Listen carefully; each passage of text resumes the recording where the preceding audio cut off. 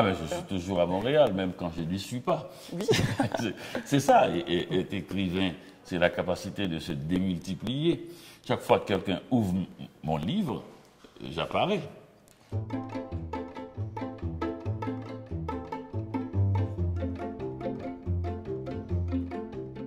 Dany Laferrière, bienvenue chez Renaud Bré. Vous allez publier le 10 novembre prochain un tout nouveau livre qui s'appelle « Tout ce qu'on ne te dira pas, Mongo ». Tout à fait. Et, bon, c'est un livre qui m'habite depuis longtemps. Ce livre a commencé en été 1976, au moment de mon arrivée. Je me suis rappelé ce jeune homme qui venait d'arriver à Montréal et tout ce qu'il ne savait pas, tout ce qu'on ne lui a pas dit. Il y a une sorte de petit mystère dans... Pourquoi on ne va pas lui dire? Et qu'est-ce qu'il en sait, l'auteur? Qu'est-ce qu'il sait qu'on ne sait pas? Et c'est vrai que tout est humain à un mystère et il est partagé, il est double. Et celui qui est vu, c'est-à-dire le Québec, comme celui qui regarde, c'est-à-dire moi, et nous ne voyons pas la même chose.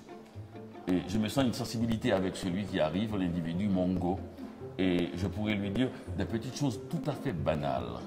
Moi, je suis obsédé par l'idée de me faire comprendre. Donc, ça ne m'intéresse pas de publier des chroniques qui racontent un peu ce que je pense du Québec. Il faut bien que je mette les idées en scène pour que ce soit concret, physique. Et pour cela, il fallait une structure du livre. Présenter plusieurs visages même de celui qui raconte. Et ce carnet noir où je me raconte, le café où je rencontre Mongo et que je le vois vivre parce qu'il a une blonde et parce qu'il a des petites choses comme tout jeune homme qu'il me raconte, ses amours et tout cela.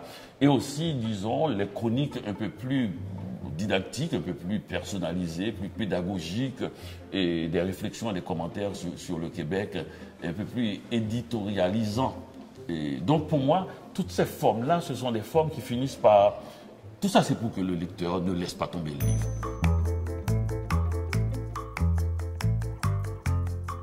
Vous savez, les livres, ils choisissent leur moment, je crois.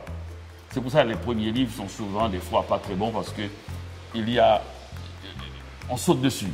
Pour le publier, on ne leur laisse pas assez de temps. Quand un écrivain écrit beaucoup de livres, le livre finit par avoir une vie personnelle et choisir au moment de sortir. Et quand ça arrive, il faut le faire.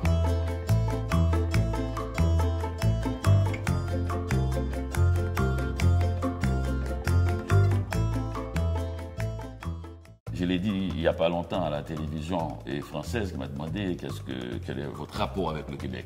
Je leur ai dit, je n'ai pas de rapport avec le Québec. On a de rapport avec un collègue de bureau. On a de rapport avec quelqu'un qu'on croise dans un café. Le Québec fait partie de moi. Il n'y a pas de rapport, il n'y a pas de distance.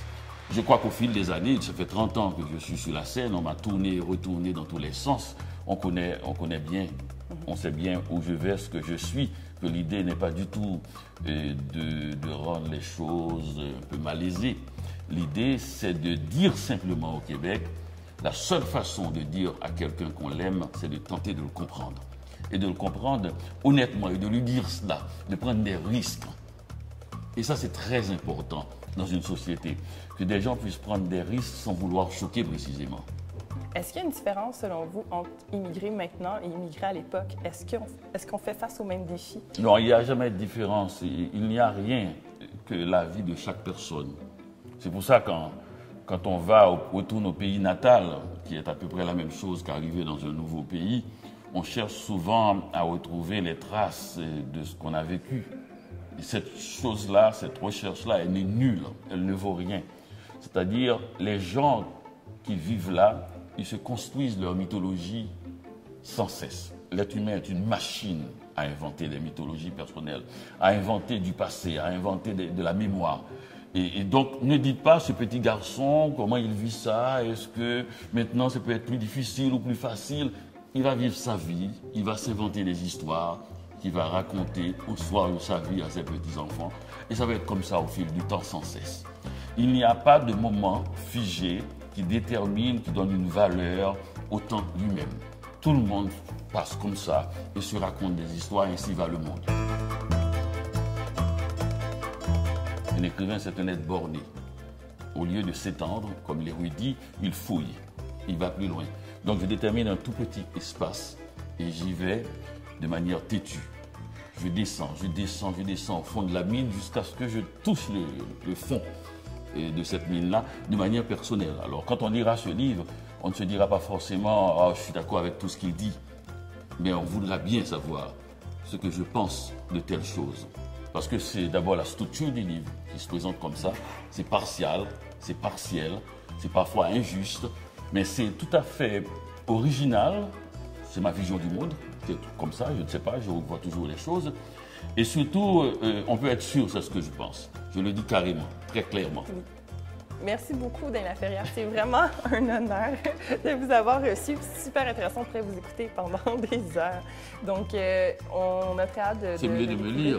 Ben oui. C'est plus long. Et ça dure, hein, c'est ça. On peut le garder dans la bibliothèque comme ça, vous restez là, il n'y a pas de souci, on vous prend quand on a envie. Merci beaucoup.